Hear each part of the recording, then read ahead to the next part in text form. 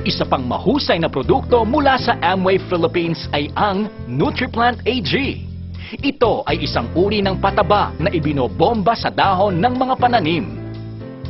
Ang NutriPlant AG ay tumutulong sa halaman upang labanan ang mga peste, sakit, at samut-saring kalamidad gaya ng bagyo at tagtuyot.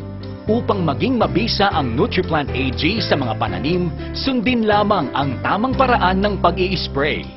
Kalugin ang lalagyan ng NutriPlant AG bago magsalin ng angkop na sukat. Magsuot ng guwantes bago simulan ang paghahalo.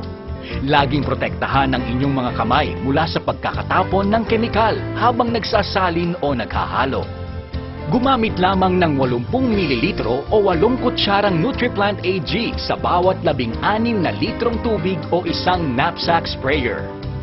Magsali ng tubig sa knapsack sprayer hanggang sa kalahati nito.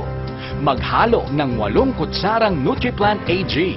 Upang lumabas ang tunay na bisa ng NutriPlant AG, gumamit lamang ng 5 ml o isang kutsaritang APSA 80 All-Purpose Spray Adjuvant Concentrate sa solusyon.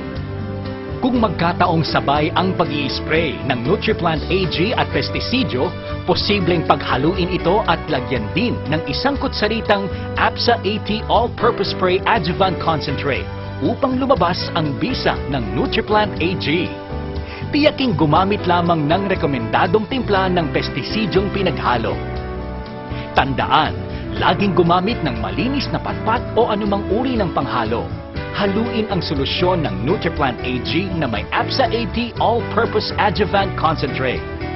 Dagdagan ng tubig ang knapsack sprayer hanggang sa mapuno ito. Takpan ang knapsack sprayer.